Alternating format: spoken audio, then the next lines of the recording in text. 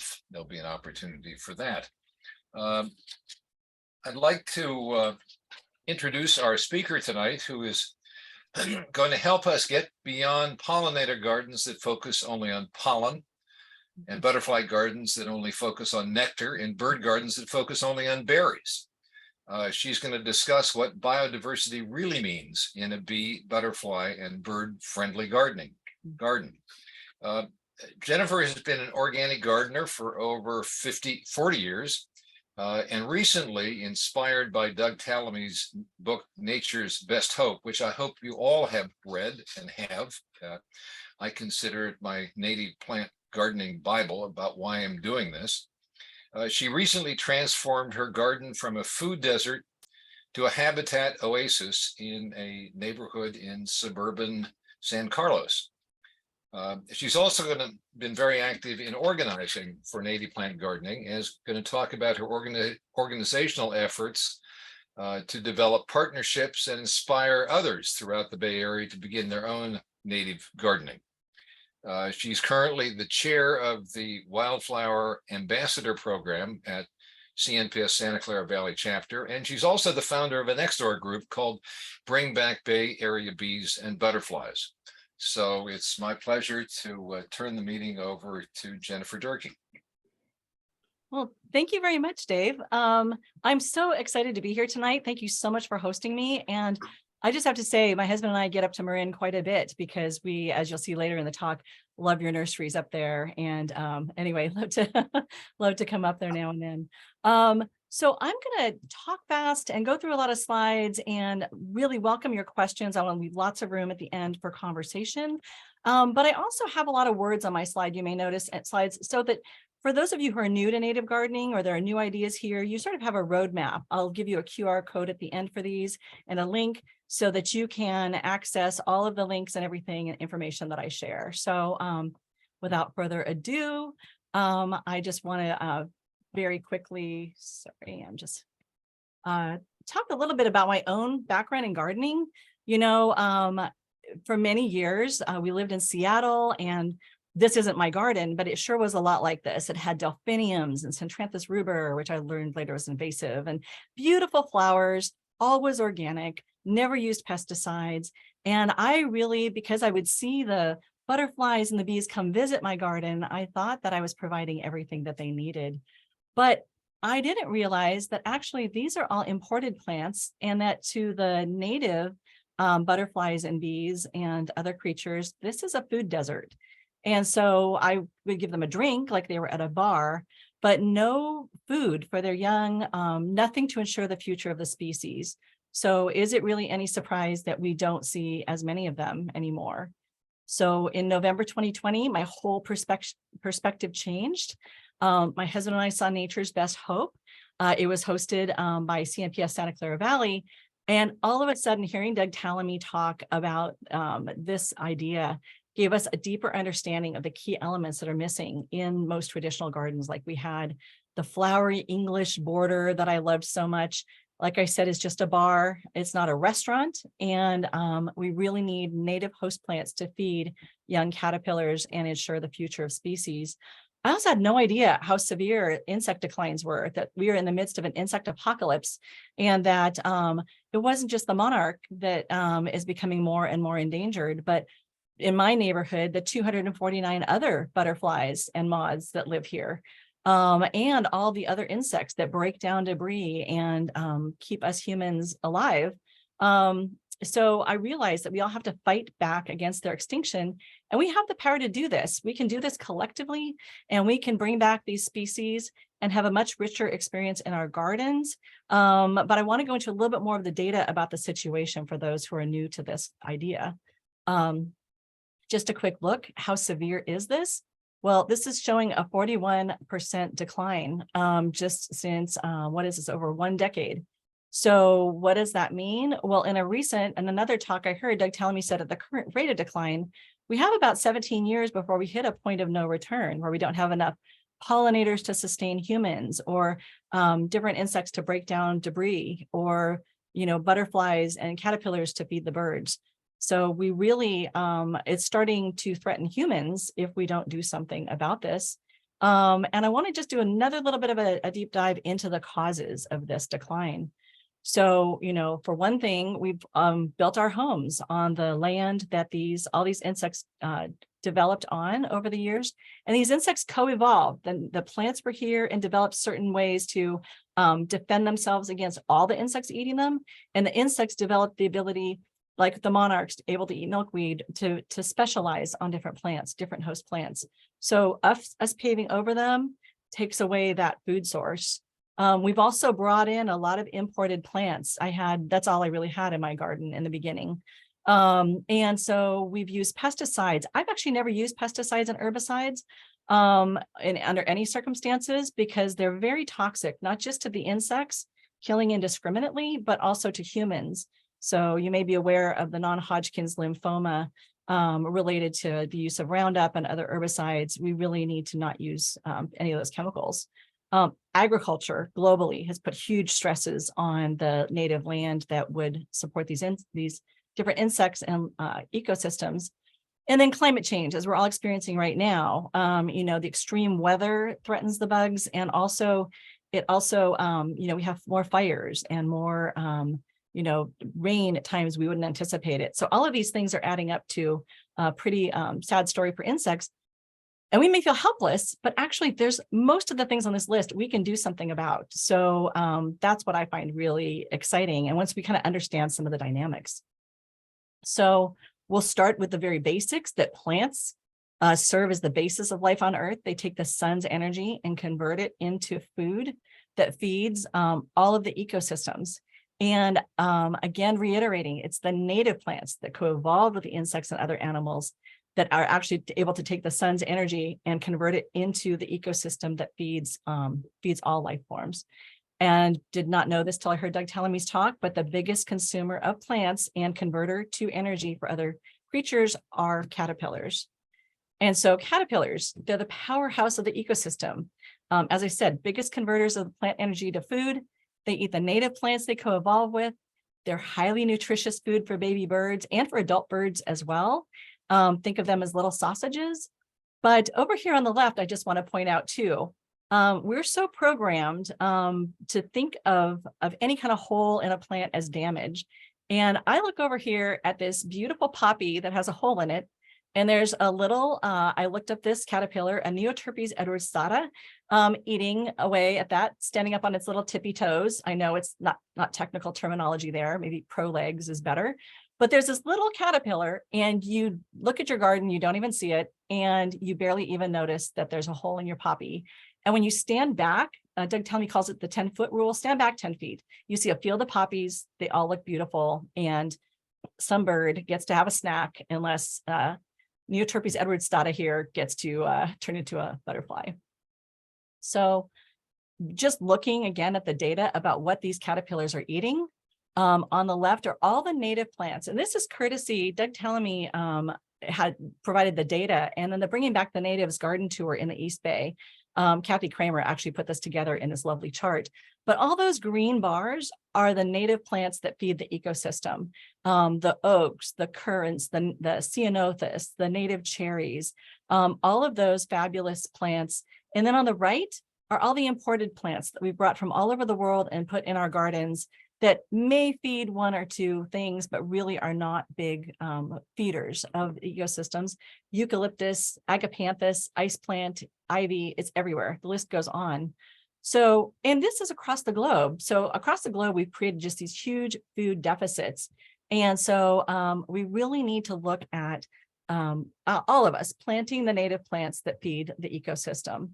So I'm going to, hold on one second. There we go. So I want to just take a moment to look at these. So I'm having a little problem with my mouse there. I want to take a moment to look at some of these plants. When I talk about not just native plants, but the ones that feed the most caterpillars, we call those keystone plants. That's Doug Tallamy's term for it. High performance plants feed the largest number of caterpillars, and those feed the insects, the adult and baby birds, the other animals. They also have a lot of nectar and pollen.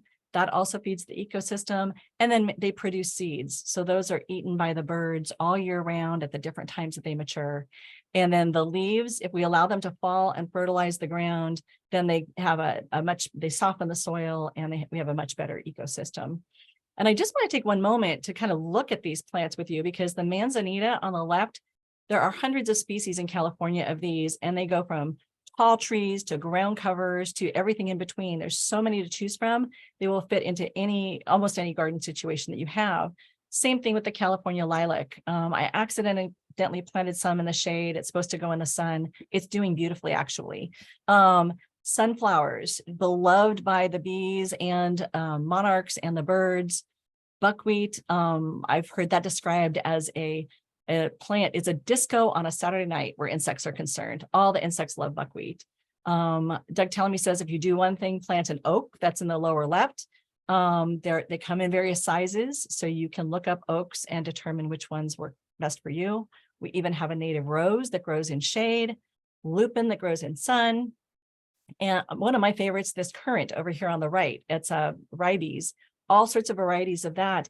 Each of these links, when you get the link from me at the end, or the QR code, you can click on these. It takes you right to a website called Calscape, and you can learn all about these plants. You can put in your zip code, and you can see which ones would grow naturally in your area, or you might grow some that grow slightly out of your area, but that you can find in the nurseries. They're just fabulous. Here's some more of them.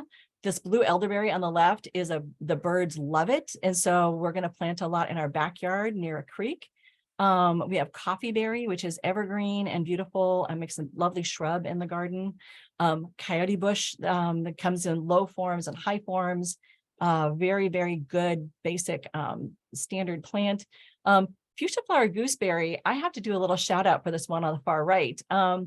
It's thorny, and you might grumble about that, but it is such a joy to see the hummingbirds just flock to this and see all of the different bees and different ecosystems it feeds.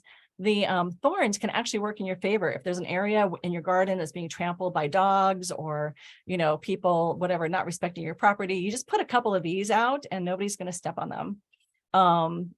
Trees, again, big leaf maple, purple sage. All of the sages are really great for the ecosystem.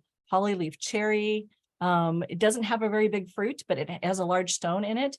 But I have just seen all the birds flock to it. Even the bees will puncture it and will drink a little bit of the nectar from those. Anyway, mountain mahogany, huckleberry. I could go on forever about these, but it's good to have a mix of these plants in your yard, because the different butterflies and bees specialize, and so you want to have a wide variety.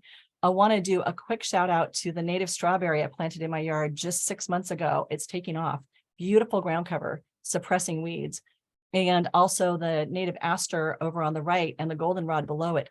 Big monarch magnets. Those are some of the monarch's favorite nectar flowers. So plant those in your yard and get a balance of these different plants to attract the different species. And I want to point out, as I'm talking about keystone plants, and I'm talking about all the ones that feed the most numbers of butterflies and moths, I want to point out some of them only feed one or two. So, milkweed and the monarchs, we still need to have these plants in our yards too. Again, they co-evolve like the other insects to be able to, tolerate each other's levels of toxic leaves and ability to digest that and manage it. And the monarchs, now that they're endangered, we really want to grow more milkweed, especially the native narrowleaf milkweed that grows here. And as I mentioned before, they have favorite nectar plants. So you're going to want to grow some of those. So now that we know that the caterpillars eat, it's best to know that they don't eat the whole plant like our poppy back there, and that they either feed the baby birds, as I mentioned, or they go into chrysalis. And often that's on a branch or on a surface like a fence or in the leaf litter on the ground. And I just want to point out, as a kid, I always thought that little brown thing in that square toward the top was a seed, something off of a plant. I didn't realize that's a chrysalis. I actually hatched that one in captivity, and it's a black letter dart moth. I think I got that scrambled a little bit. And re-released it where it belongs. But we need to allow these things to live out their whole life cycle wherever that is, and so that they can either transform into butterflies or feed the birds. And I mentioned Cowscape before. What I love about Cowscape is you can look up the plants, but at the bottom of the page, it shows all the different butterflies that use it as host plants. And then the butterflies, the ones that don't get eaten in the caterpillar stage, turn into these really beautiful butterflies and moths. They're not super efficient pollinators, but they still are pollinators, and they still provide food for birds. And you see the birds catch them now and then, and they add such beautiful dimension to our gardens. So anyway, grow lots of different plants, grow lots of different butterflies and moths. And the one in the upper right, I just have to say, I'm growing everything I can to try to get a white-lined sphinx moth because it's the size of a hummingbird and flies in the day. It's just an awesome looking moth. And so hoping to get some of that. But I also wanted to point out in the lower left, that caterpillar we saw eating a poppy. I went back and found a picture. I took a picture of it in the pollinator garden where it originated, and that's it as an adult. And, it's a lovely understated golden moth, and we can appreciate these for their own beauty. I also want to say everything you're looking at on this screen can be fed by a packet of the Hills of California mix from Larner Seeds. And so if you grow a patch of that, you may see some of these in your yard, and they have other wildflower mixes as well. So growing caterpillars to feed the birds. I did not know this until 2 years ago, but this is it, the primary food source for 96% of our terrestrial birds. So shorebirds may have a different story, but all the birds in our gardens need caterpillars for their young. Their young cannot eat seeds. They need 6,000 to 9,000 caterpillars just for one nest of little chickadees. And they're declining at alarming rates. So where we should be now is 3 billion birds more than where we're at, in terms of the rates that have dropped since 1970. I think they say that's 1 in 4 birds are gone.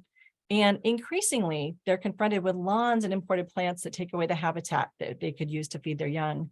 And so, as I said before, our neighborhoods are kind of a food desert from their perspective. So how can we reverse the trend? I know I've been hammering away on this by growing the native plants that feed the caterpillars. And we were so inspired to learn all of this that we took our lawn and hedgerow, this was just 2 years ago, we took our landscape and looked at it through the eyes of those birds and other creatures. And we're like, this has got to go.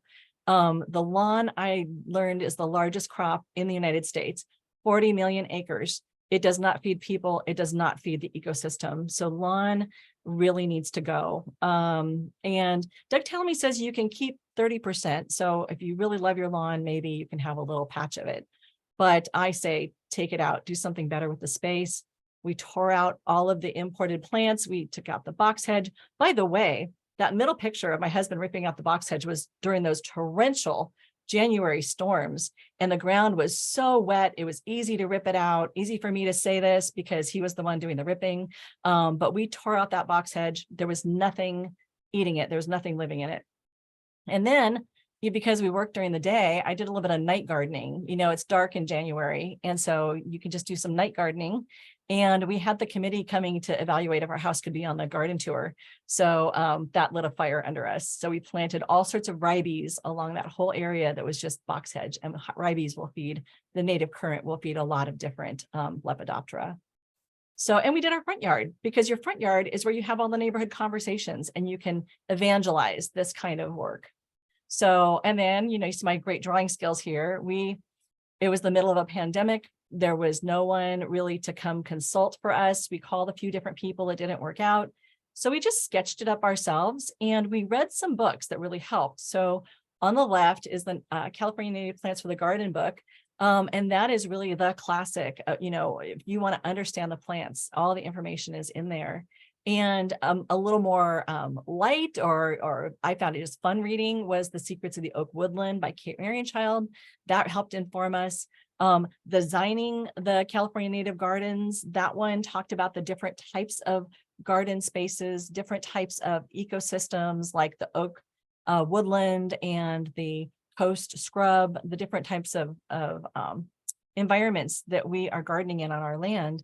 And then finally, I just have to do a shout out to Doug Tallamy's Nature of Oaks, because he really makes the case for growing oaks and encouraging this kind of woodland garden.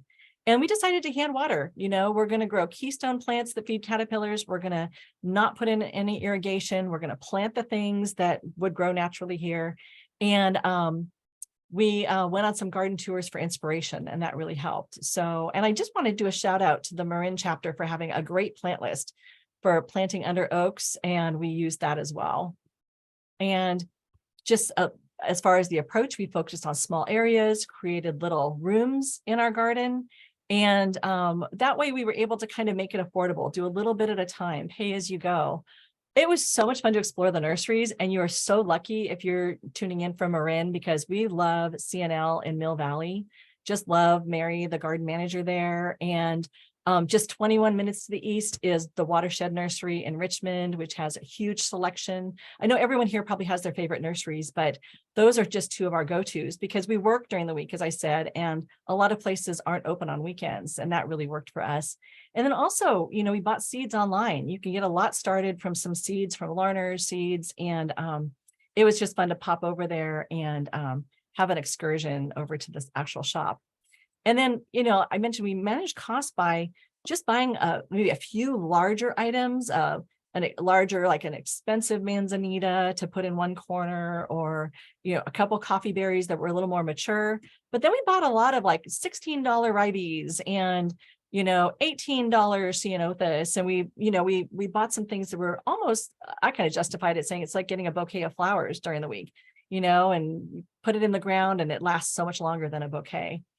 And we started a lot of annuals and perennials, and even some trees from seed. So I'll tell you, Buckeyes are really easy. And I recommend starting a Buckeye from seed. If you have a kid or a grandkid, it's just a miracle how fast it just springs out of the ground. And it's exciting to start a tree.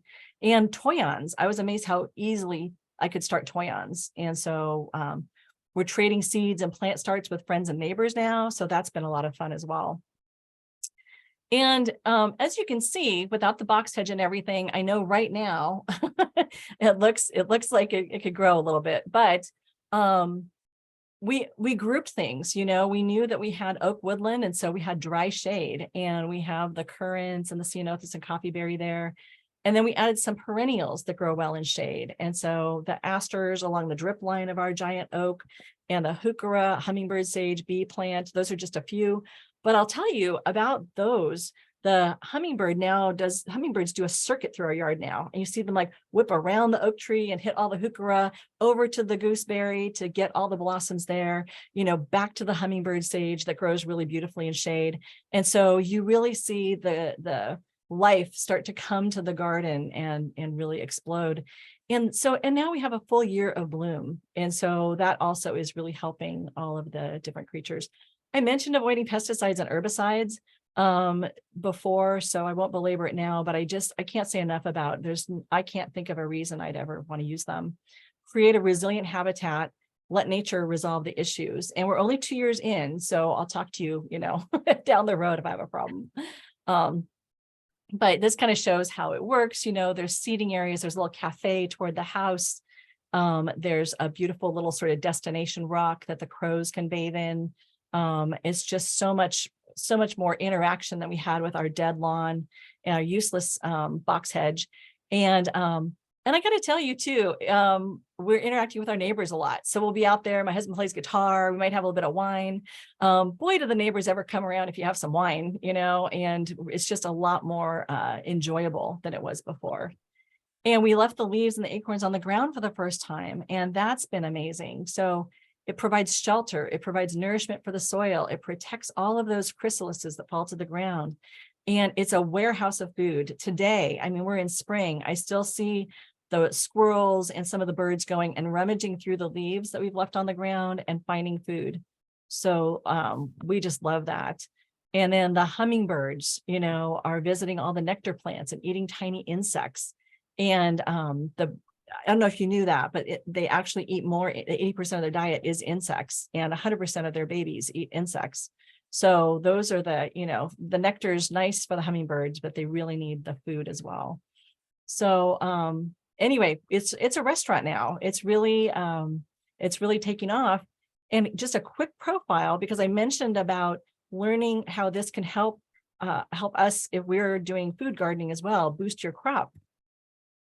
So we have all of these bees now coming into our yard, and these are bees that co-evolve with the native plants. There's 1,600 species just in California alone. They come in all these different colors and sizes, and they're much more efficient pollinators than honeybees. They thrive in native gardens. They've co-evolved with these different plants. They specialize on them. At the top, we have a bumblebee. I took that picture at a pollinator garden in Palo Alto. It's doing a little circle dance around the center of that poppy. We've got a Texas striped sweat bee that our local bee expert, John Kehoe, took a picture of on some goldenrod. And then my favorite, the male valley carpenter bee. If anyone has seen this bee, it's so beautiful, doesn't have a stinger, has striking green eyes, just a gorgeous bee. And its mate is black. It's a shiny black. The female, it looks very different from him. And I want to just take a moment, as we're talking about the benefit of having these bees in our garden, if we're looking at it from even a human standpoint, we really want to encourage them. Planting more manzanita has attracted more bumblebees to my yard. I have a lot of blueberries in my backyard. The bumblebees are finding those as well. And they have a similar shaped flower. So they do something called buzz pollinating. They kind of like slightly detach their wings so that they don't fly. They start buzzing and hitting like a mid-C note. It releases the pollen, and they go on to the next flower. And they are so much more efficient than honeybees, than the European honeybees at pollinating. But look at the flower shape on the top of the manzanita and the flower shape of the blueberry on the bottom. They're very similar flower shapes. And you'll see this kind of pattern with a lot of the different bees that specialize on certain flowers that if you're trying to grow blueberries, try to attract bumblebees, grow some manzanita as well. Another one of my favorites, these leaf cutter bees. We planted a Western redbud. It's really important to note that it's the Western, not Eastern variety. And we didn't even notice they were in the garden until all of a sudden we saw these little half circles in our leaves of our redbud. And I think we're conditioned to think of that as damage. And I see it more as use. So my garden is being used, and it makes me happy. The bees are more rare than the leaves. So I love to see them. I love to see them there. And look at this, the alfalfa leafcutter bee. It has the same, it's equal to that of 20 honeybees in terms of pollination ability. And so they're using them a lot in agriculture because they're much more effective. And I'd never seen this before, but there is a petal cutter bee. And I think that's beautiful. That's in Palo Alto at one of the pollinator gardens. I didn't take that picture, but just in our neighborhood, there are these fascinating creatures. We don't have squash in our yard, but I'm going to grow some just to see this prairie-nosed squash bee. They're excellent pollinators of your various squashes. And honey, Jojo. Uh-oh. So anyway, these have been here for thousands and thousands of years. So let's keep them going. I mentioned hummingbirds before. I mentioned that insects make up 80% of their adult diet and 100% of the baby's diet. And I just want to re-emphasize that because, like I said, there's such an emphasis on nectar, which you also want to grow to attract them to your garden. So grow lots of insects, leave the aphids and the spiders and the ants in your garden, and then do grow these great nectar plants. I put a list here because we actually are growing all of these in our garden, and we're just seeing a lot more activity. So that's really exciting. I put a note here. I figure if people download the slides, be sure to note that hummingbird feeders really should not be cleaned with chemicals. I've read Audubon Society has published this about this and bird baths. So just really hot water, really maybe a little bit of vinegar, but it needs to be done about every 3 days. I'm too lazy for that. So I'm just growing all of these year-round nectar plants in my garden, and I don't have to worry about them getting cleaned, but that's kind of up to the individual. And then way more birds. I mean, look at our bird bath. We've got a Western bluebird. We've got a little house finch. We've got, oh shoot, I forgot his name. Somebody will chime in later, but we've got all this variety now in our yard. And it's even more than a restaurant because we're like an Airbnb. We've got a clean pool. We've got a roomy nesting space in the oak tree. There's lots of little holes in the oak tree that they're nesting in. They're building their nests out of all the soft leaves we left on the ground, and they can hide from predators. We've created some brush piles and safe places. And then the other thing that I've read is people want to know how to clean their bird baths. Again, Audubon Society says just a little bit of vinegar, 1 part vinegar to 9 parts water, scrub it all down. And I do that once a week. So, and we're saving water. You know, this is the big thing in California. We should not be wasting water on useless lawns. So the bottom line in blue is the natural rainfall in California. And this is from a Southern California chart. So it may be a little bit different depending on your locality, but look at how the native plants in green map to that pattern. The blue line and the green line run alongside each other.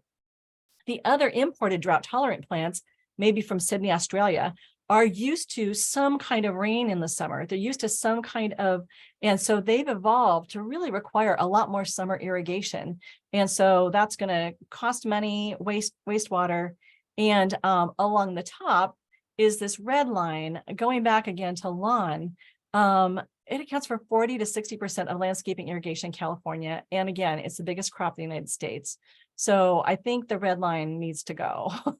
But overall, you know, this is like half the residential water consumption statewide is for this. So we realized in our yard, we feel pretty good about where we're at with our front yard right now. But what can we do beyond that? Well, we can start getting noisy about this. So we realized that our yard wasn't going to save the world, that we needed to get other people excited as well. And so we hopped on Nextdoor, created a group. We were able to share information. If you say the word free on Nextdoor, you can give away anything. And I realized I could give away little packets of seeds with money that we saved on water, with money that we saved on, we're eating more vegetarian now. And I could just mail these out till the cows come home. And I was kind of curious how many people would actually take advantage of that. So you'd be surprised. And I kind of put out the methodology here because I think anyone can do this. I was just doing this at night while I was watching Netflix.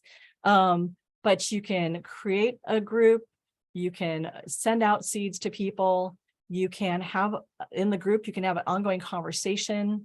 And it doesn't take very much in materials. You know, maybe it costs, 40 cents a package, 50 cents a package plus postage to do that.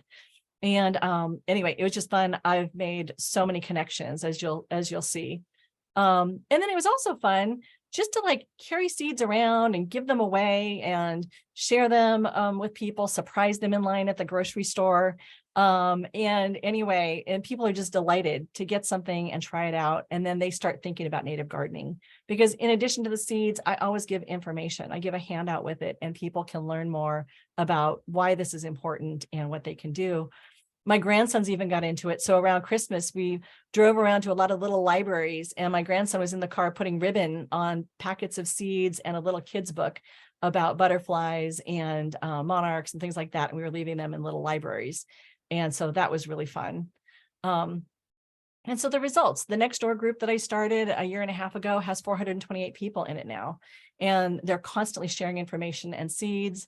I posted one thing that had 4,600 views. So it's a way to really amplify what you're doing, but you don't have to hang out in Nextdoor and listen to people complain about stuff. You can just run in to your group, do something fun like this, and then run back out. How about giving seeds away in person? Well, we went through a lot of seeds at different seed swaps with libraries. And actually, I think I have it on the next page, but over time, I've given out 3,000 packets of seeds. And we can really inspire people to take action by giving them these tools. But this is just me doing this, me and my husband and et cetera, doing it. How could we scale out what we were doing? Well, I got a call from Radhika Thekath of the Santa Clara Valley chapter of CNPS. And she said, hey, I see you on Nextdoor and I see you giving away seeds at these different events. And would you like to partner? And she said, because we would love to promote this as well. And we have a little bit of funding that we could put toward the seeds and we can start building the volunteer base to do this. And so it was fabulous. Did a couple of events together, pulled a group together, called them the Wildflower Ambassadors. She and Vivian New started a website so that we could drive people to get more information on the site, on CNPS's site, and leverage their strong like membership and volunteer base, but also bring in new people who were fresh to this. So at the bottom is Santina and Kathy. I think Kathy's on this call actually, at one of the CNPS events at the 50th anniversary, giving away seeds and sharing information. And even though some of us are fairly new to native gardening, we're still able to, we have the resources that we need. We have reference books, and we can pull that together and advise people or pull in somebody who can. So we've been able to really scale out and create more impact. Again, hosting tables at library talks and events. The top one, again, was one of the anniversary celebration, and below it's a library talk. People would just come, gather around and love the information and the free seeds at these tables after library talks. And then even getting all the wildflower ambassadors out for field trips and exploring and learning more about native plants. It's been really great. And some of them went off and just did projects like creating signs for a school, or launching and maintaining a new pollinator garden in San Jose.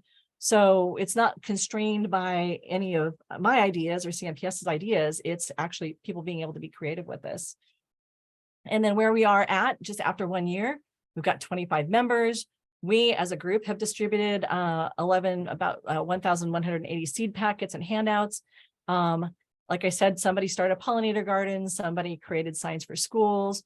We engaged with local communities on all of our different next door groups. People launched multiples of those, and then got to work on the native garden tour and learn even more. And so we have a website that's dedicated to this that it's going to be revamped soon. So anyway, but take a look at that. And then if anyone on this call is like, I want to try doing that in my community, let me know, because I think it's pretty, now that the prototype is created, it's pretty easy to replicate. And I just want to encourage people too to take action. So, learn about the different resources and engage with your community, volunteer, find opportunities to help out. And I think CNPS can really help connect people who are not already.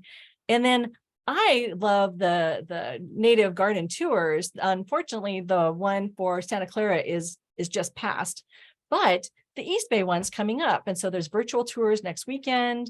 And then there's in-person garden visits that are self-directed. You can go to as many or few as you want. And I put the links in here so you can have those at the end. I can put them in the chat. And then I partnered, actually on the left here, we have a sign highlighting keystone plants. This is in partnership with the East Bay Tours, bringing back the natives tours with Kathy Kramer, her brainchild, but we collaborated on these.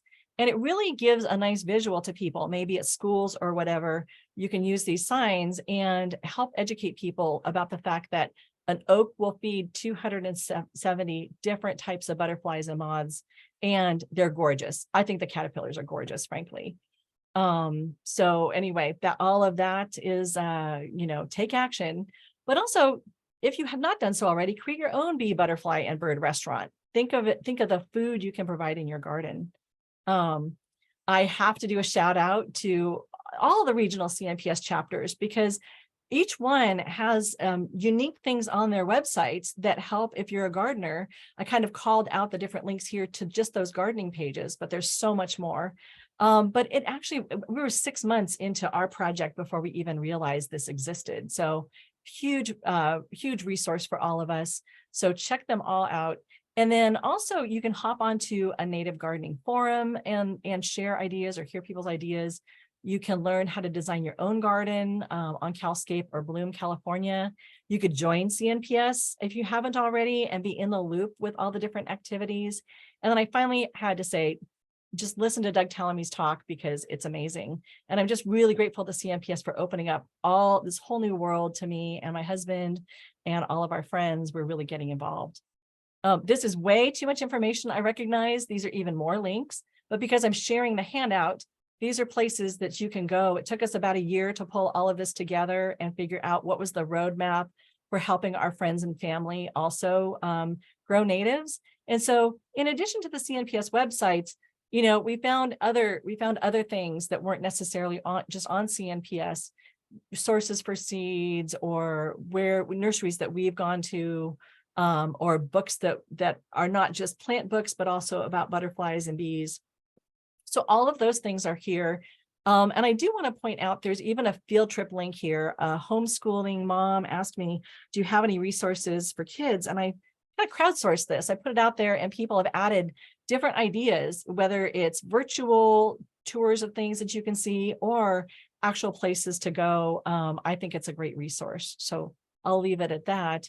And that's kind of it in a nutshell. So I just love to end with this quote by Margaret Mead, because I do think that a small group of people, or even an individual, can make an impact. And I know that individuals have really inspired me. So I wanted to share that with you. Here's all my contact information, and you can pull up the QR code for this, or just click the link, or I'm sorry, I'll put the link in chat. But anyway, does anybody have questions for me? Jennifer, there's some in the chat. And I didn't realize we were going to get two speakers tonight. Oh. Your husband has been very busy in the chat.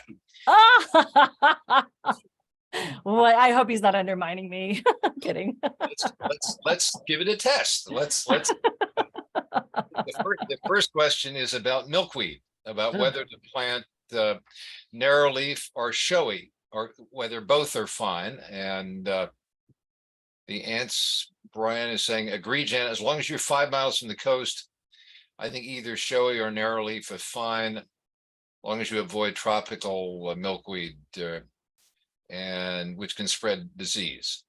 So and I just wanted to say, I know Mia Monroe is on here, and she is the expert on that, but my understanding is that if you're bay facing, it's fine to plant milkweed. And I think in Marin there's a slight preference, or some preference, for narrow leaf, because the showy is not native to Marin. Right. It's native to much of the state, but not that exact spot, or our exact spot. I do see it sold by all of our local nurseries. I see it grown in gardens of people I respect. But I did actually ask this question of that forum that I mentioned earlier. I asked the question, got a lot of controversy. I really stirred up some controversy. But Jeff Caldwell, who's a Lepidoptera expert, was also on that forum. And he said, I planted both, and the caterpillars preferred the narrow leaf. And that's my objective, is to be a caterpillar rancher and grow as many caterpillars as I can. So I'm growing narrow leaf myself, just following that advice. But it is very controversial. And I was at a Monarch Summit. Mia was there as well. And even the experts had different opinions about it. So. Yeah. Well, Sarah Stuckey Coates says, I'm seeking a native plants to replace boxwood globes. Any ideas? Love dispersing them for form and structure among the native wild-looking plants. And Brian's recommendation is the ceanothus, like Dark Star. The one problem with ceanothus, and I have a bunch of them, is that when they get big enough, they don't take pruning very well. They're very sensitive to pruning, and they will. You can kill them if you prune too large a limb. Right. These are the same way, but if you want something to prune, I don't know. What are your thoughts, Jennifer? Oh my goodness. I know what I know. So I was trying to understand the question. Is it talking about replacing our box hedge? What did we use? Because we chose ribes. We went with actually not native to here, the Santa Catalina vibrant. Oh my goodness, my Latin. But anyway, we went with a ribes because we looked at pictures of how it looked in that kind of hedge sort of look that we were going for. Well, it's the only evergreen. The others are deciduous. Yeah, we wanted evergreen as well. But I will say that the ribes glutinosum is just, if you put a bunch of them together, the odor is just amazing in the spring when they're in bloom. I'm looking forward to that. This is all brand new. Just amazing. The Laura Lovett says, check out the plant replacement list on the Marin Chapter's website.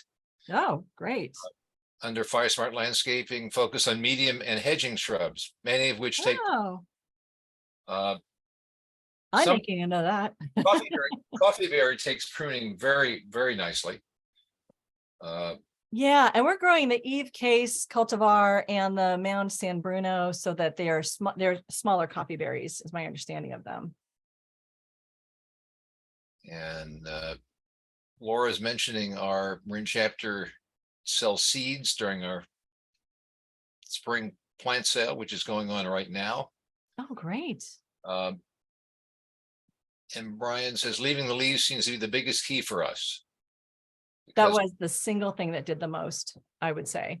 That was the single biggest game changer. All the plants have made a big difference, but there were so many insects eating the acorns. You see little holes and, yeah. And Laura says the Sonoma Marin Eco-Friendly Gardening Tour is May 13th, no admission charge visits. I also want to shout out for the East Bay tour. I've gone on many times and it is just fabulous.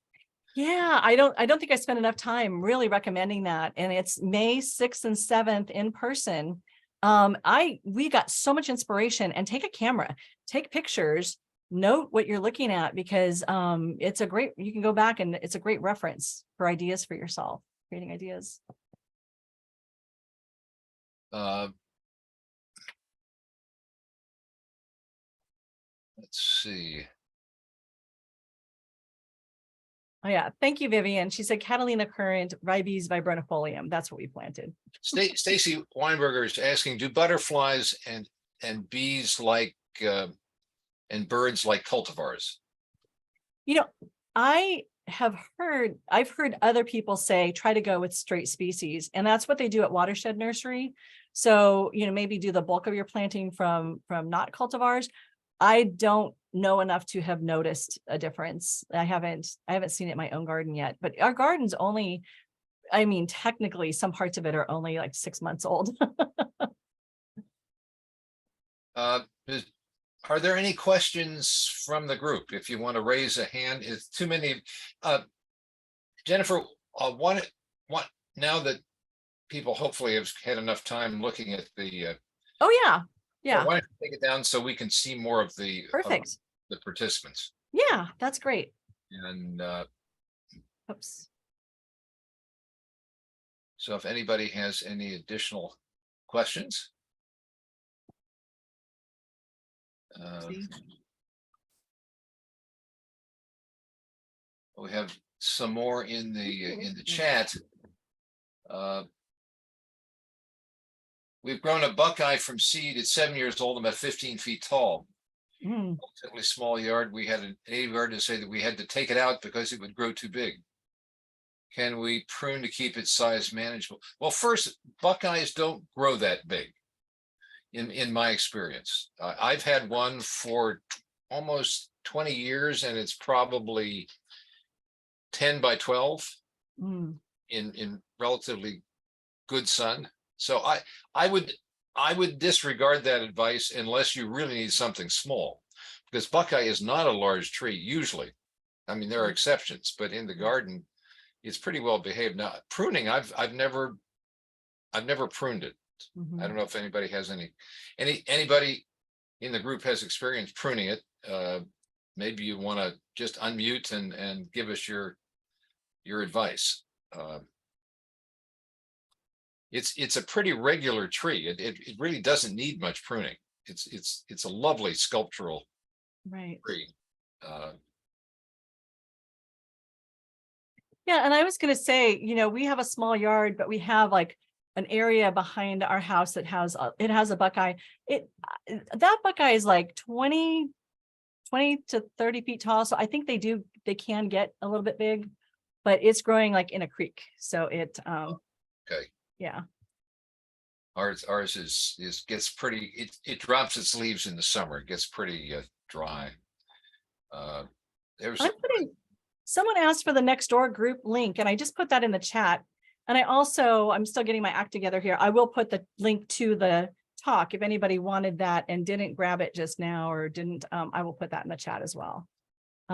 So that, because the next door group that I started, even though it's down here in San Carlos, we do have people regionally, and I think it's totally great if people join that. That makes sense. There was a question about huckleberry that Brian, Oh. huckleberries are very slow growing. I've had one growing for over a decade and is probably 3 feet tall. Right. So it's not one that you want to, it's not going to screen your neighbors. Let's put it that way. And Claire says, I heard that buckeye is poisonous to bees. It is not poisonous to native bees.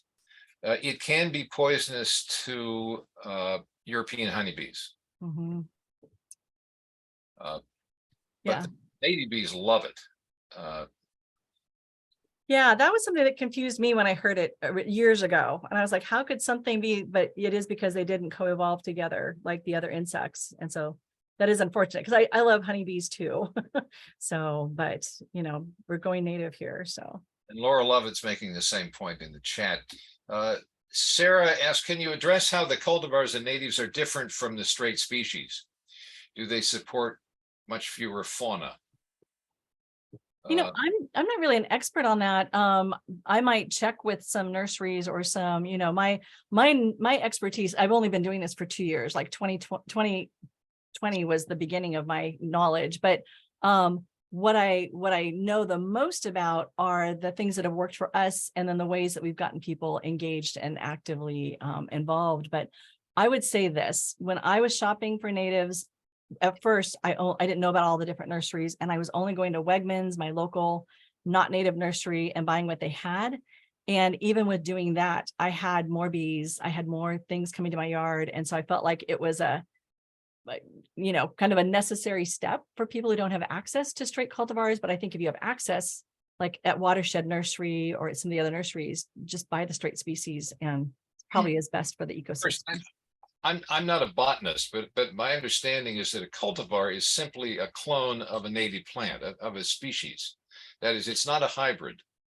It's just that somebody found a specimen that is they think of superb, and it gets in the train, and it continues to be cloned. So my understanding is that genetically it's a native species. It's just, it does not have the genetic diversity that the native species have, because they come from seed. And you know that gets passed on, so they're cloned. Yeah, hybrids are different. I see. Than cultivars. Mm-hmm. So I would not say that necessarily a cultivar would be that inferior to straight species. Mm-hmm. A hybrid might be. Yeah. Okay. What are the question is, what are the book recommendations? Oh yeah. So I mentioned a few of them. If you, I shared the link to the slide deck with everybody. So if you go to the link for book recommendations, it's a wide variety. So it's Doug Tallamy's books, of course.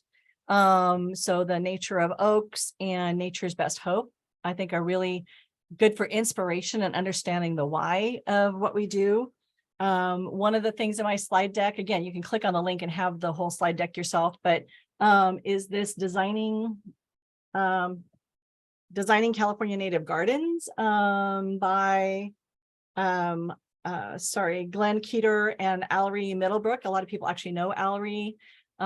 So that's a really fabulous one. I love The Secrets of the Oak Woodland. I find it so entertaining and wonderful. There's a couple books in there about pollinators. One that I didn't get on the list yet, I don't think, is called Am I Even a Bee? It's a kid's book, and it's all about bee diversity. And it talks about a little green sweat bee who's having a complex that she doesn't look like a yellow, black and white striped honeybee. So, and this shows all the different bee diversity and lots of native plants. So that's another one of the books, and there's several about pollinators in there. actually, because it's in Google Docs, I'm able to update it periodically. So it's kind of a living document. And then I really appreciate having, oh, thanks, Brian, for putting the Am I Even a Bee information in the chat. And thank you, Vivian New, the past president of the Santa Clara chapter, for answering cultivar versus hybrid questions. Vivian runs the nursery at the Santa Clara chapter, so I will defer to her wisdom about cultivars. So I would, yeah. I would just add that if anybody is really into species plants for the garden, there are 2 books out of print by Glenn Cater. One is the Complete Garden Guide to Native Perennials, and the other is the Complete Garden Guide to Native Shrubs. And they're probably available in used bookstores, but it's the best 2 books I know of for species alone. They're no cultivar. Well, there may be a few cultivars. It's pretty much species, no hybrids, and lots of good advice, but they may be hard to get a hold of. Right. Well, and I was going to ask the group, like, my whole thing is, how can we get more and more people to do this? So, some of the metrics that we had as the Wildflower ambassadors is, we've reached out to hundreds of people through our different next door groups. That's one method that seems to be working, and giving out things at events. But, are there things that are working for people? And then I see there's a hand up, Stacy Polagreski.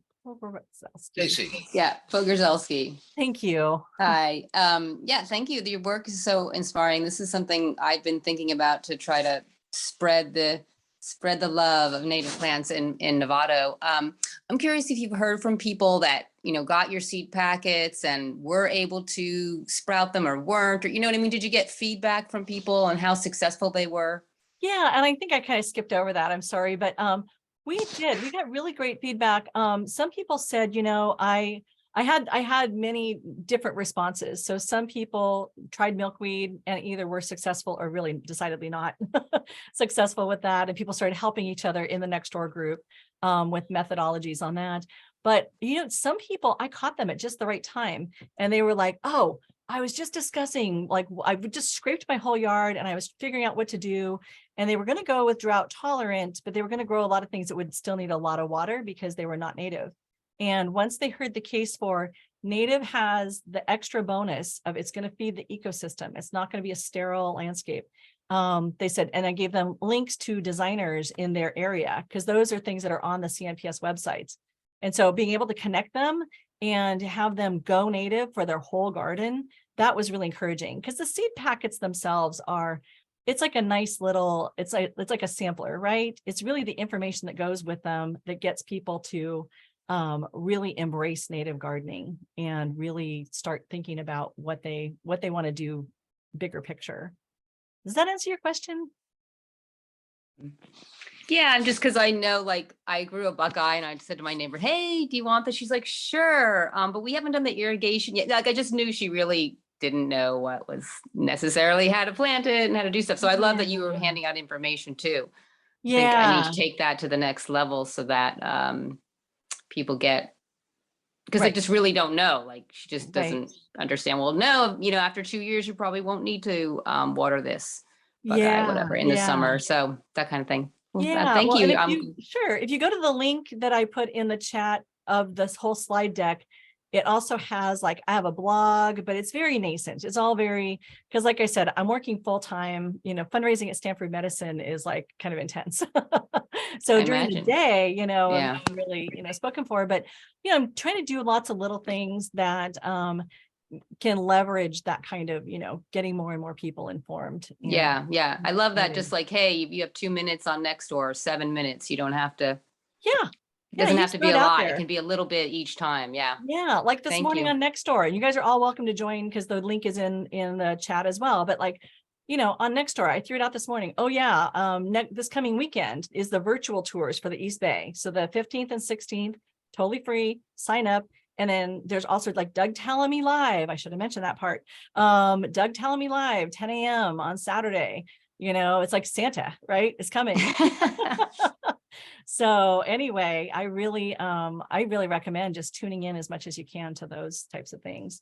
And I have to do a shout out. I didn't spend enough time because I was kind of racing through my slides, but the Wildflower ambassadors are just, it's so great to get a group of people together who are really enthusiastic. And like, we might have a seed stuffing party in my front courtyard and stuff seed packets together and chat, or go on a field trip together. But it's like, it's kind of fun to do these things as a group and learn together. And I think this maps to any group, any kind of organization that wants to encourage new people to come in. I know everybody's doing like field trips and things like that. Sometimes that feels a little bit like, oh, you all are going hiking out there and I don't know how rough it's going to be. Or, I think people are afraid to join. So, we just make it really, people can kind of identify what's interesting to them or not, and then opt in. But Jennifer, I have a question about the seed packets. I'm curious about the mechanics of that, whether you buy the seeds in bulk and then create your own packets with your own customized instructions on them, or how do you do that? Yeah. So, and I kind of flashed through that slide rather quickly, but we just get the little simple, manila colored, whatever envelopes, buy those in bulk on Amazon or whatever. And, create our own labels on Avery. And I haven't done it yet. I'm putting all the templates into my blog because I think it's so simple and it's nice advertising for an organization. And we buy from Larner's in bulk. We typically buy milkweed, and then we buy several of the mixes. And I will tell you, the pollinator mix is a really good one to give away in the fall when people are talking about their fall vegetable planting, or anytime people are talking late summer about vegetables. That message of these pollinator seeds will help attract pollinators that will help your crop. That gets people who are not even native gardeners really excited about that outcome. So the shade mix is great because so many people are trying to garden in shade. Once you see the Clarkias and the Gilias like blooming in your garden, then I think you get them hooked a little bit. So, and even in pots, I had a gal just do wildflowers in pots. It worked out really well. So, and I There's a guess, question about what is your blog? Do you have a link? oh yeah, it was on the slide. So it's ecogardenista.org. I don't know if you want me to, share again. I don't know if you want me to show that one more time so people can. I think if you hold your, I don't know if I'm an expert on this. I think if you hold your phone up to the last slide here, I think you're actually able to, I'm going to test it myself. I think you can hold your phone up and actually download all the slides. And this has my email, my blog, I'm on Instagram. It's so funny because I sound like I'm a business. I'm not a business and I can't afford to take time off work to start a nonprofit. I work in nonprofits. I know what that takes. So I'm just a person who's loud, I think. And I think that's something people might want to replicate as well. And you can actually hold your phone up to the screen. I'm doing it right now. And you can download it onto your phone and you'll have the whole slide deck with all of the links, all those thousands of links. But I think there's something for everybody in there. I'm going to stop sharing those so we can all see each other again. If everybody's good with that. Or I'll share again if people weren't ready. Yeah, I think that worked. I tried it and I think it did. That's yeah. great. And then all the links are automatically in there. So you can, oh, thanks, Brian. This is great. We didn't even plan this. We're like co-navigating the chat. Thank you, Brian. And I will say too, I use the word I a lot because it's just a shortcut, but my husband and I, we watched Doug Tallamy, our minds literally like exploded and we were just it changed us both so much. And then we have just been together. It's been a big adventure and it's just been so much fun. And even going like running up to Mill Valley and going to CNL Nursery and discovering the Hook Fish Company next door.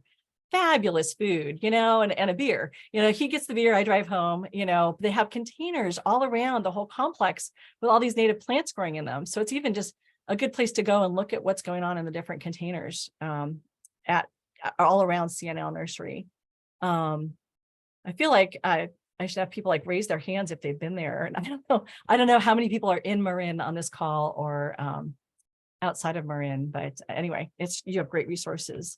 does anybody else have favorite nurseries that I haven't mentioned all the nurseries we love, but Calflora up in yeah, near Windsor is very, very good.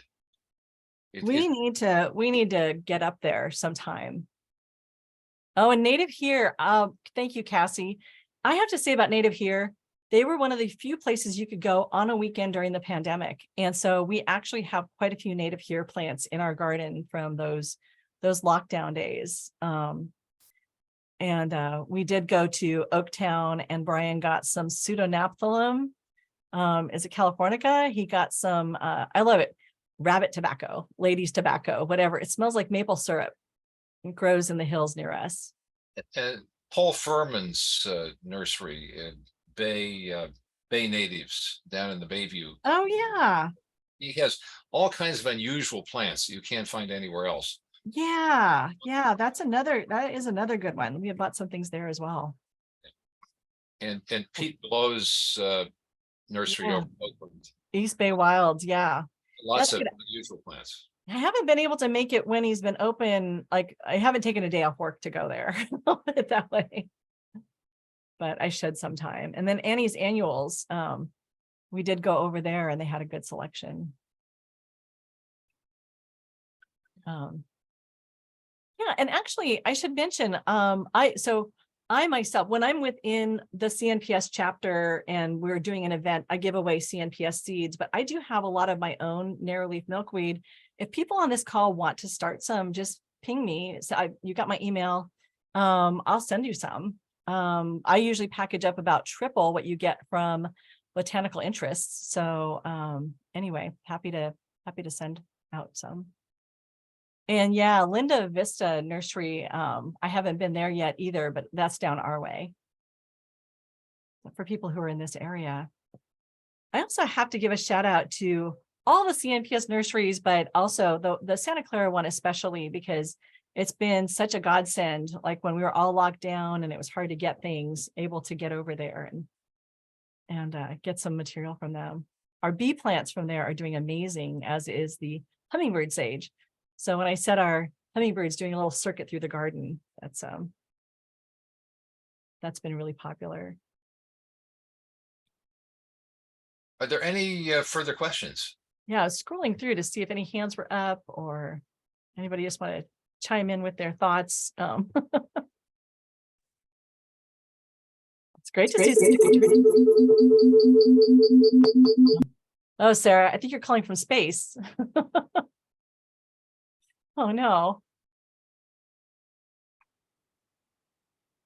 Well, I think looks like there are no more questions. Sarah, I just have one more question. Yeah.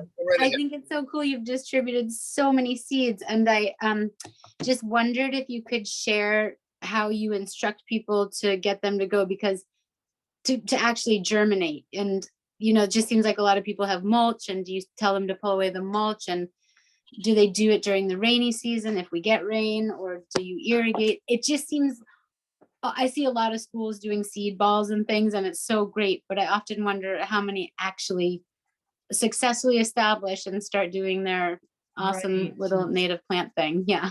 Yeah. And I can share, if you ping me, I'll send you, the handouts have all the links that I sent you in this talk. All those links are there. And then on the front, it basically has a very brief, plant in the fall, plant pretty much, fall through winter, encourage people to plant, clear the dirt, remove the weeds. And we don't get too much into mulch or don't mulch. We say no herbicides, no pesticides, but keep it very basic. And it's been surprising how well people do with the seeds. Sometimes they'll say some birds ate them, or, but I kind of follow Larner says, just plant them on bare ground, press them into the ground. If it's the annuals, these mixes are mostly annuals. For perennials, actually, Larners recommend starting them in little pots. And that's where I've had the best success, actually, is starting not the annuals, but the perennials in pots often works well. Okay. Exceptions. Cool. Yeah. Yeah. And I look at it like this, like people, it's more of a conversation starter. Like the seeds, we want them to be as successful as possible. We also want to plant a seed in people's minds of, oh, the handouts are all about what we're trying to do. We're trying to bring back these species, and then people come into the group and they get excited about hummingbirds, or they get excited about various aspects of it. So if the seeds don't work, there's still something for everybody. Yeah. Oh, so great. Okay. Thank you so Yeah. much. Yeah. I'll also add, I had somebody say, I didn't have any luck with milkweed last year. Could you send me some more? And like, honestly, what do I care? I just send her some more. And somebody had good luck under grow lights with them, and somebody had good luck starting them in little pots. So I just kind of share in the group what worked. We have those different options on the handout. But Cool. Sarah, Thank you. I'll send you some seeds, and then you can Yeah. yeah. Okay. Thanks, Jennifer. Yeah, send me a PM with your address and I'll, Okay. Okay. I'll do that. yeah. Thanks Any- so much. Any final questions? Okay. Yeah. And Well, feel free to email me if anybody has further Jennifer, questions. this has really been a fascinating discussion, and Yeah. you're an inspiration. Oh, thank you. Thank you. Yeah. It's a lot of fun. It's just a whole new world. I'm really grateful.